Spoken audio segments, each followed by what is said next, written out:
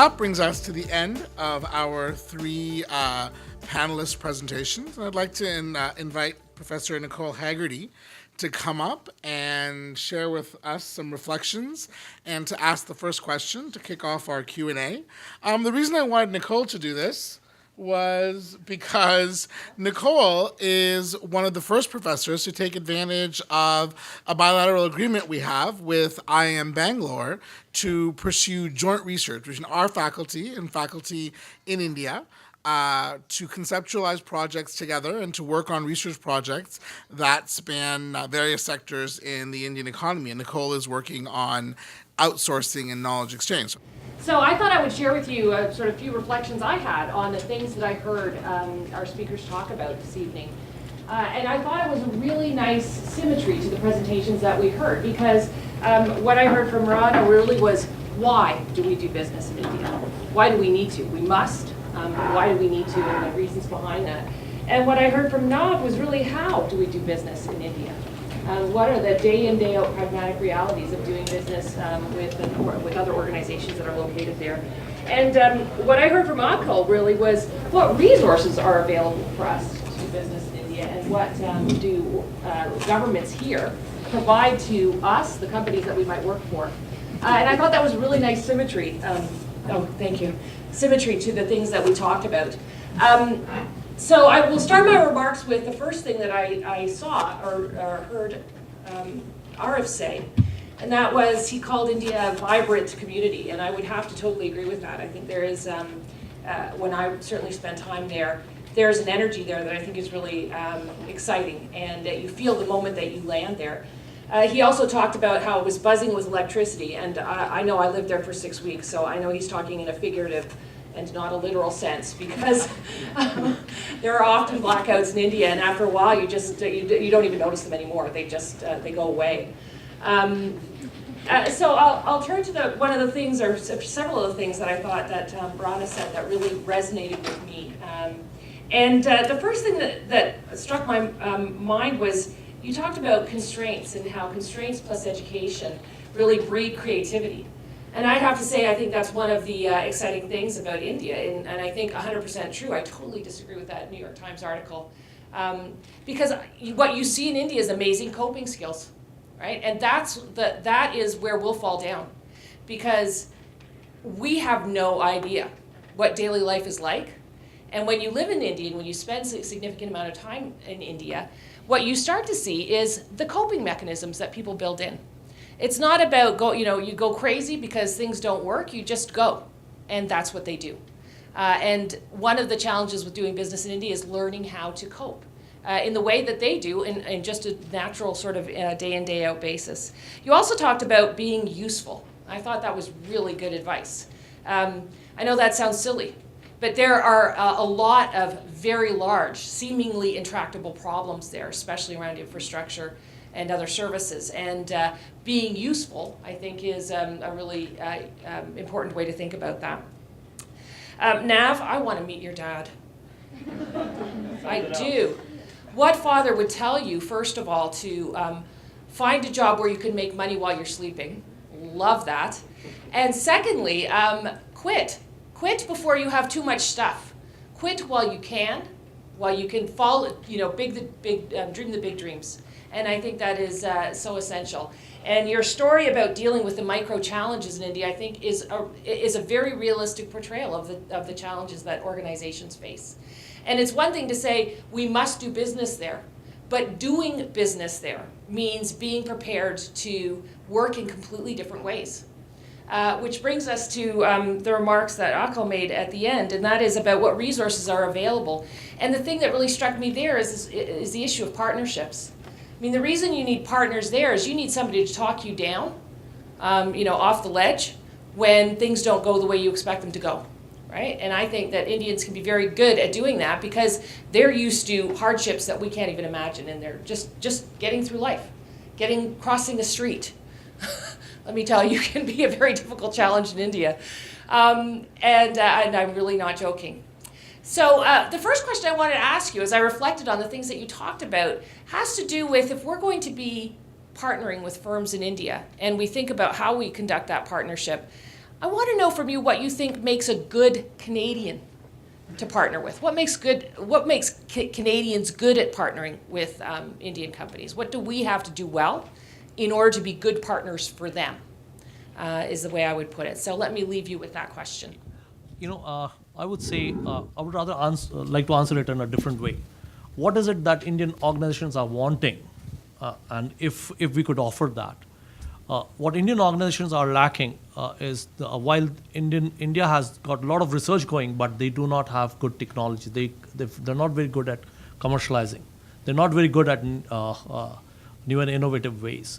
If we could bring in a niche product or service to them, which could help them grow their organization, that will be very good from my point of view. The other is what India is looking is for best practices. Those companies are now growing, and they do not have enough systems in place. And if not all of them, there are a few which are fabulous and they've got world-class systems. But I'm talking about the general organizations. So if we could share our best practices with them, good technologies, our knowledge, what we have, that is something which is very valuable for the Indian organizations. I mean, I'd like to add, if I could. I think we are a Canadian company who's been doing business in India for 20 years, and I think what we bring, what we've brought to the Indian companies is an access to the market. They just cannot. Indian companies, at least in the pharma industry, they know how to develop these drugs, they know how to manufacture these drugs, but to get them into the right market effectively is sometimes a challenge, and I think we have to hold their hands a little bit, and I think we've been successful at doing that. And as it was mentioned earlier, this is the best practices. We're educating them on the expectations of the Western market, and they sometimes don't understand that, and that's a constant struggle for us to communicate that to them. So, best practices is a big thing, and getting them the access to the market is, I think, what we've brought to the table.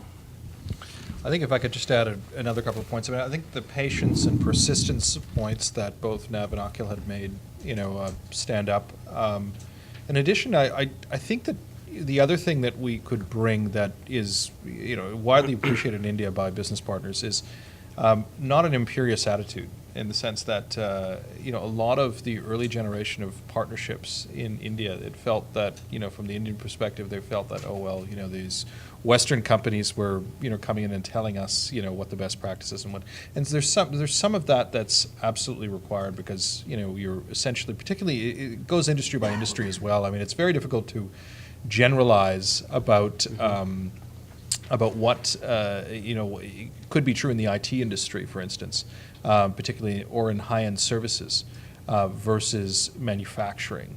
And there are so many different examples in the high end where Indian companies can help teach us as well about how to localize to other markets.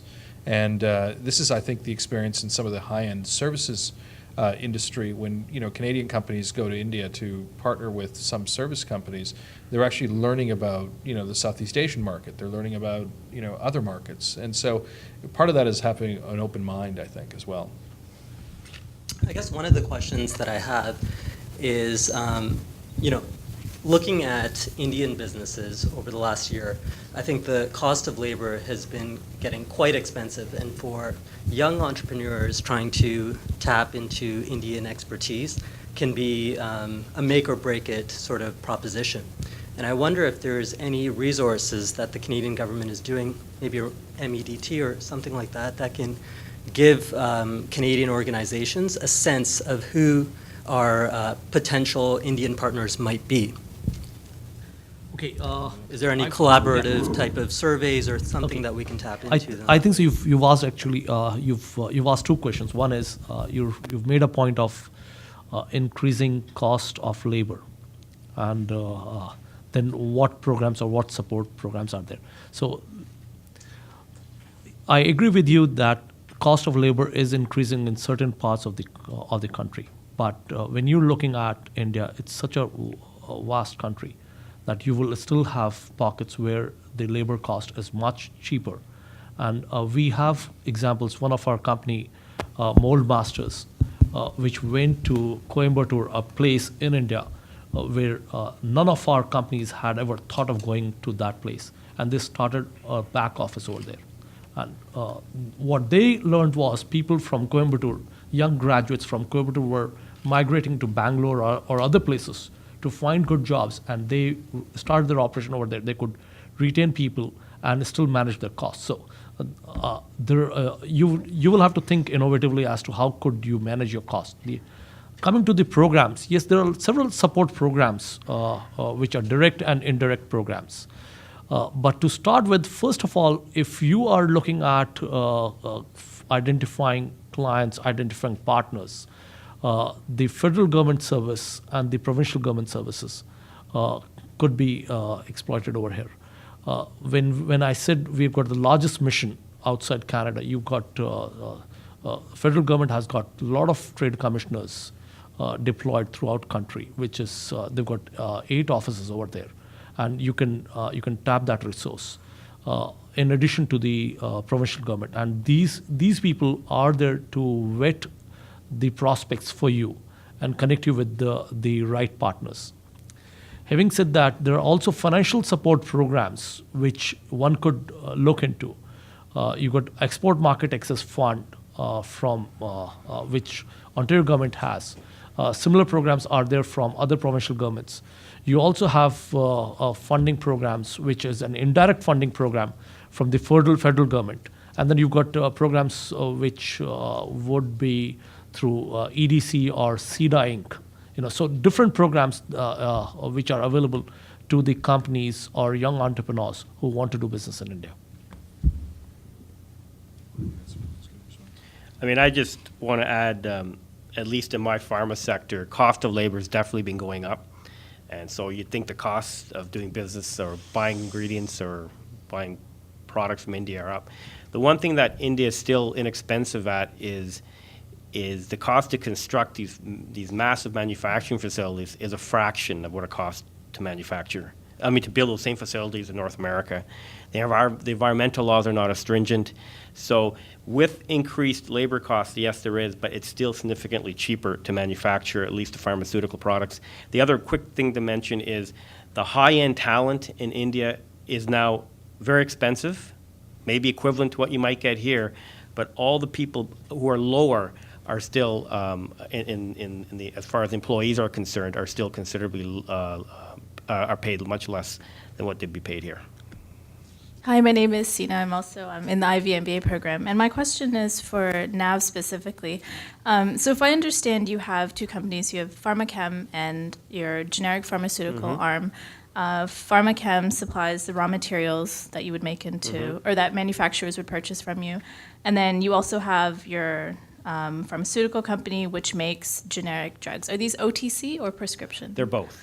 Okay. And then, so I guess what I'm thinking is you're kind of being squeezed on both ends, or on the front end and the back end of your value chain, because you have big pharma, which is basically like teetering on the edge of that patent cliff and perhaps looking for ways to create value along the value chain by, buying suppliers. But also you have your suppliers, your Indian suppliers, who perhaps in coaching them on Western expectations, you may have done such a good job that you've basically provided a conduit for them to enter Western markets. So how are you thinking, the next couple of years you may end up in trouble? Yeah,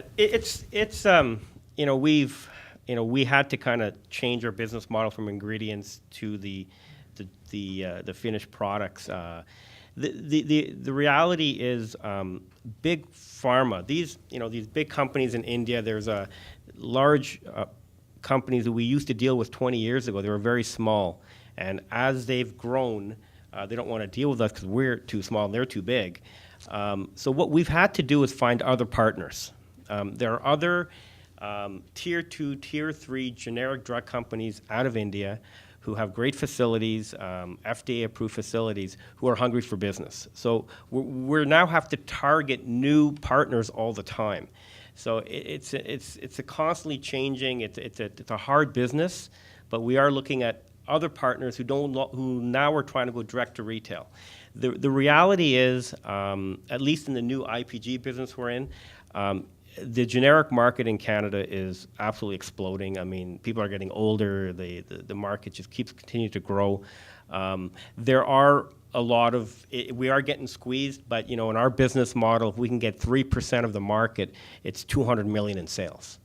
So, and we're a small little outfit in Canada, quite frankly. So we don't need to sell a lot to be profitable. My name is David Wood. Thank you for coming, first of all. I was really impressed with the growth of India from the service sector. You mentioned 56% of GDP is from the service sector, but I also noticed that the manufacturing sector has struggled to share in some of the export potential of India. You compare that to China, for example. And they share a lot of the advantages with low-cost labor and other things.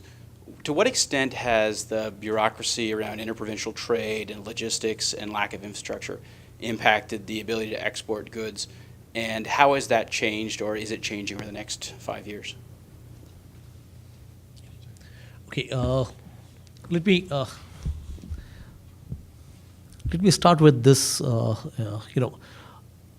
India, in fact, missed the manufacturing reform initially during the initial phase. It is not that they're catching up. So when you see these small figures over there, it's primarily because India got onto the manufacturing bandwagon much later in the cycle. Infrastructure, yes, it has played a significant role in lower manufacturing exports. Nevertheless, what we see now is India is catching up. Bureaucracy, I'm not sure to what extent is it playing a role, but what we see now is the reform process is taking, or we see reform taking place in virtually every level. The government is becoming more proactive. I'll give you a quote where one of the very senior executive from the Indian government side, he said, the rules or the regulation that we had in place, which was primarily to check the industry, is now becoming an impediment, and we are finding ways how to do away with that and support the industry. So the mindset is changing. What we will be seeing now onward is phenomenal growth. One good thing that we see in India now is documentation of everything that they're doing, which is not so much in other parts of the world. If India is coming up with auto manufacturing policy, they have a big plan. They'll write down everything. They plan it to the I's and T's, everything. So, which is good, and this is bringing in change. The other thing that we see is the domestic consumption, which is driving it. Rana talked about it, that Indian economy is still not driven by exports. It's primarily still driven by domestic consumption. The exports is what they are now getting into. It's only last 5 to 10 years that you have seen exports coming out of India. The slide showed their exports out of India is still somewhere around $200 billion, which is not very high for a country like India, where they have strong manufacturing capabilities. The last thing which I also have to say is India is catching up on technology, and that is again, it comes to the first question: what can we do? Where can we play a role? So India, let's talk about Tata Nano, which is a great strategy for Tata Nano to for Tatas to make Nano happen. They made 22 acquisitions globally, but what they lacked was a good technology, primarily over there. So while Tata Nano is a $2,500 car, the positioning strategy went wrong, but the manufacturing strategy was right. And you will see these kind of stories coming out of India more and more. One more thing which I would like to add to what Nav said was the scale at which the pace at which Indian companies are growing. So you will find phenomenal growth in Indian industry. Companies which were smaller a few years ago have grown to a phenomenal size, and all of this would convert back into exports. And India is poised to play a very strategic role, especially in the oceanic region, which is the Southeast Asia, Middle East, and that region. And the strategic importance or strategic position of India will help its exports to grow. I think Akhil's covered many of the points on that, but I just to sort of reinforce some of them around, particularly around the difference between Indian regions as well in terms of manufacturing prowess.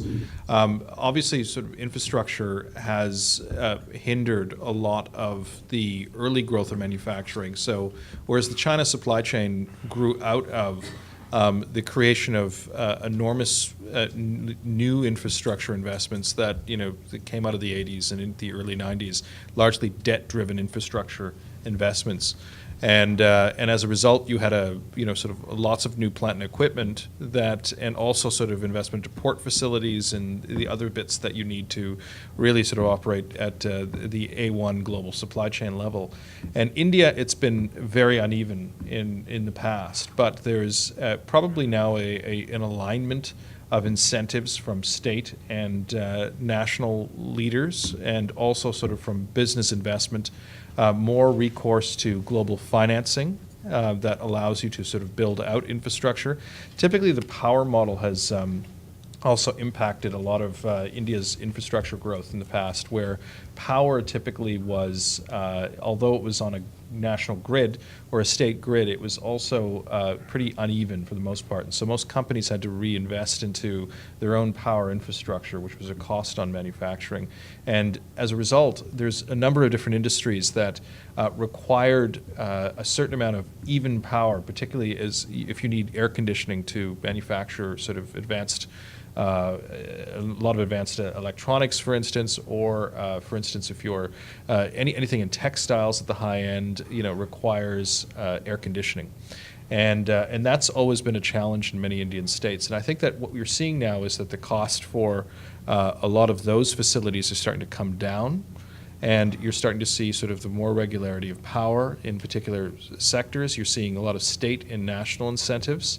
And so there's this alignment that's taking place. And actually, the chart that Akhil showed was important, but what's most important on that is that the manufacturing sector growth is actually driving the growth in India right now. And so it's the highest of the other sectors in terms of real growth. And that's largely because of domestic consumption. So it's not even thinking about, necessarily sort of being export driven at the moment. But that's the precondition to doing other things. Yeah, I'll just finish up quickly on the pharmaceutical side. I mean, exports are just skyrocketing. There was a study, I think, 10 years ago where 99% of all the prescription pills manufactured were from the U.S. or Europe, not from India, and they predict in the next 20 years it'll almost be 50% from India. That's a tremendous number of pills. So exports are going to be coming from India in a large way. Most of the big worldwide generic companies like Apotex, Teva, Mylan, they all have acquired manufacturing facilities in India. They're making the pills in India and shipping it back out to the countries that they reside in. So export is going to be growing exponentially. Can I just, there's a final point there here I want to make, and then I think I want to ask Akhil a question, if I can use my prerogative as another panelist to sort of ask somebody else a question, but why not? It's 8:20. But what I'm going to ask, and what I want to talk about is that, look, we just had, last week, we had 154 Indian engineering companies come to Toronto as part of the EEPC. Indians love acronyms, so don't ask. But what it really is about is and it was led by a state secretary for commerce, and this was a huge deal for India to sort of put some effort into coming to Canada to show off its engineering prowess. And actually, if and when they asked us like what they should do and why they should what they should provide, I said, look, forget all these small ball bearing companies and whatnot. That's all lovely, but no one will really care at the end of the day, right? And so if you want to make an impact, bring something sexy, like bring some cars. And so they did. They brought a couple of cars, and so they brought the Tata Nano, which everyone knows the story of. But they also brought a car called the Mahindra Riva. And I want to ask Akhil a question, because Akhil has been, is very quiet on these issues, but he's actually been very important in terms of helping build out the auto value chain between Canada and India, and most importantly, clean tech, where new auto, and if you look at the Magna investments, and it's is going, obviously, is towards hybrid all-electrics. And this is where India is going to get the jump. And it's going to become very interesting for Canadian companies to be involved in this. And maybe we want to talk about the Riva a little bit, or talk about, sort of what Canadian companies are doing there. You're putting me on a spot. Okay, I'm not sure to what extent can I share the information, because it's still not public information. So Well, it is now. So let me, okay, but what I can share with you is we're trying to create a cluster for electric vehicles, and Riva is going to play a critical role over there. A lot of our companies will be supplying components or critical components to Riva. And one of the reasons why they brought Riva over here was to demonstrate the kind of relationship that Ontario suppliers or the automotive suppliers have. One company's name that I can take is Electrovaya, where they would be providing power storage system, which is the lithium-ion batteries to Riva most probably. So this is something, again, where you will see a lot of collaboration going on. Again, on Tata Nano, we've got 4 companies which are part of the Tata Nano strategy. Again, they are providing the chassis, primarily the base frame, the transmission systems, and so on and so forth to Tata Nano. So our companies are playing a very critical role when it comes to advanced manufacturing or even the automotive side. Magna has got 7 operations now in India. We've got our companies like Linamar and others who are getting into India. In this coming January, we will have somewhere around anything between 15 to 20 automotive companies going to India to explore further opportunities. Riva is a photos. It looks great. Yeah, so Riva is a good story, but I'm constrained because the deals have yet not been done. So, yeah. Griffin Geddes, MBA candidate as well. Thank you, gentlemen, for your time tonight. Just a real quick question on the Canadian export side of things. About 79% of exports now from Canada to the United States. China is around 3 or 4%. India is less than 1%. Canada actually exports more goods to the Netherlands than they do to India. Just wondering if in the next, perhaps I have that wrong by your reaction, but just wondering if you guys can speak to, in the next 3 to 5 years, what's in the pipeline? What's really going to change that dynamic? Let me just address this, because it comes up all the time, and partly it's not anyone's fault. It's the fault of the way we collect trade statistics and how our trade statistics collection actually doesn't reflect global value chain. And what it is that, right now it looks like we've got $5 billion in trade with India. But if you actually just add a couple of different numbers, and this is the reason why, is because Statistics Canada collects data on largely goods trade. And so if you want to ship over wheat, you want to ship over potash, that sort of thing, there's a bill of lading on the other side. They figure out how much it costs, and it gets added to the number. On services, it's extremely difficult. Most of the trade between Canada and India actually is services. Most of it's untracked. The numbers aren't even in the figures. And some of the biggest transactions that took place from Indian companies buying into Canada, Akhil put up the $6.6 billion figure. I mean, that's largely right. And it probably doesn't even track a lot of the sub-$100 million transactions, which are probably, the larger ones. And the reason is that no one's talking about those. They're not in the press. You don't read about the Globe and Mail. But in any event, so one of them is trade statistic collection is really important for us, and the reason why I have a bee in my bonnet on this one is that it's because it's very important in our trade negotiations that are ongoing right now with India, because right now it looks like we trade less with India than Belgium, but if you actually put gold and diamonds, like hey, Canada, we're a big gold player. Who knew? And diamonds as well. I mean, there's at least $4 billion in each of those that we produce, put out of the ground here, but it actually gets transshipped through a third country, or gets processed through a third country. So either Antwerp for diamonds, or transshipments to the United States. And so as a result, it doesn't look like we have as much trade with India as many other countries, but actually we're doing better than most. But let me tell you what's going to really move the numbers on these in 3 categories. One is there'll be large transactions, largely because, Akhil referred to for instance, the nuclear cooperation agreement that went forward. A couple of reactor sales. I think that's going to do something for the numbers. A couple of large deals in potash. These will actually move the numbers. Bombardier trains into the Delhi Metro, Bombardier trains into Ahmedabad Metro, into XXX, a couple of big plane transactions. That gets the number. So that's the 15 billion. 5 will come from big transactions. Another 5 is going to be extension of existing business that's taking place right now, and the final 5 is going to come from SMEs. And this is the exciting part. It's going to come from all the folks that are, sort of thinking about starting businesses, that are going to get prompted up by the new free trade agreement, that are going to be doing a little bit more traveling. That's the stuff that's going to really move the number. Let me add a bit. Rana rightly covered, that most of the trade stats is really not captured in the figures that we see. And also a lot of it goes through the third countries. But also when we talk about the instruments being negotiated between the countries, it is those platforms which will enable companies to do business. The barriers for trade is expected to reduce in coming days. And when we say the target is to do $15 billion worth of business by 2015, one of the assumption is that we would have signed comprehensive partnership agreement with India, by which we would have reduced the trade barriers. The other thing that Rana initially in his presentation alluded to was creation of financial models or structures which will enable our companies to do business with India.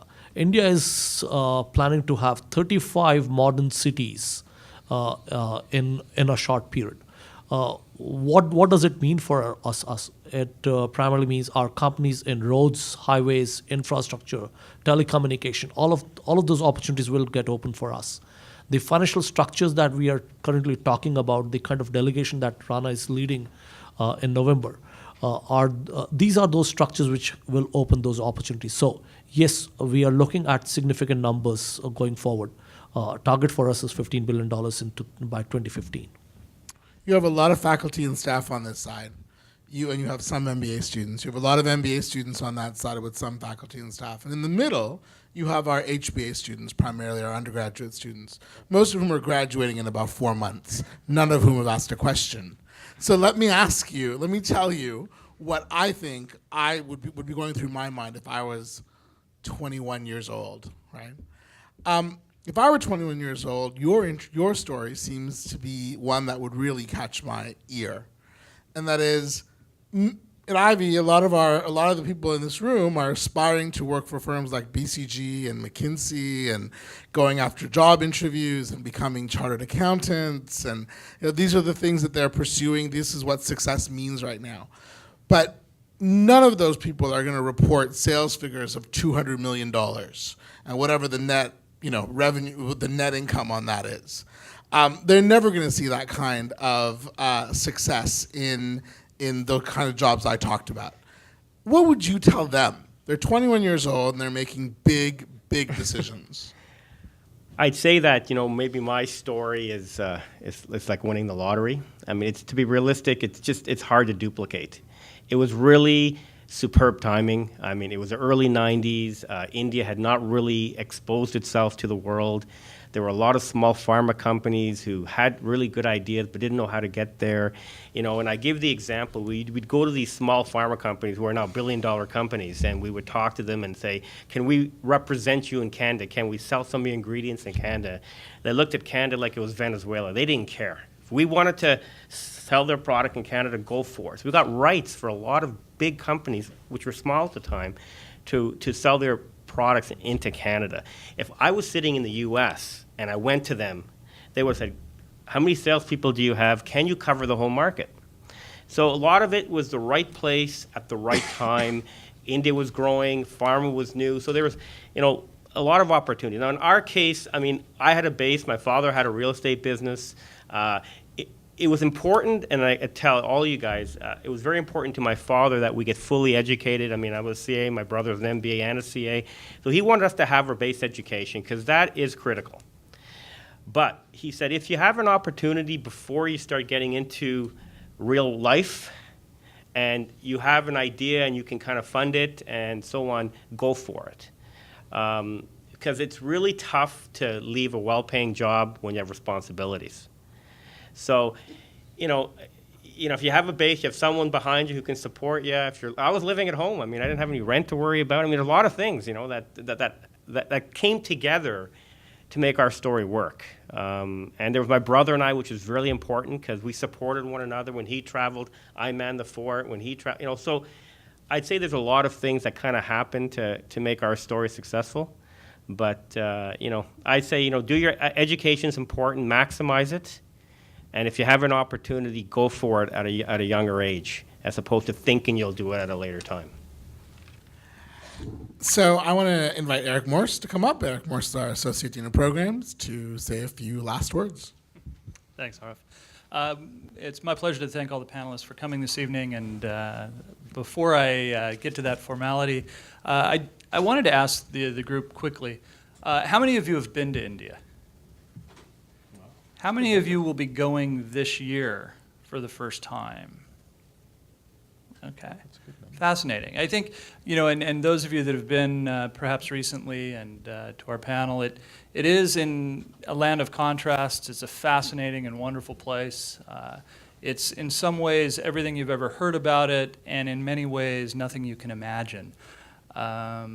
We've learned a lot in a very brief period of time, and I think took a lot of lessons from the panel tonight in terms of how we will continue to move into India. One thing comes to mind, and besides the hurry up and wait, which is a lesson we learned early on, listening to Nav and some of the other comments from earlier, and that is going into India now is a different place. You won't be the first one there. In fact, you'll be one of many there. And getting a sense of what is the real need, what is the value you're bringing, and how are you solving a comprehensive problem in ways that no one else can do, I think is an important thing to think through, and hopefully one of the things you're learning throughout our program. So we're moving slow as fast as we possibly can is kind of our approach to India.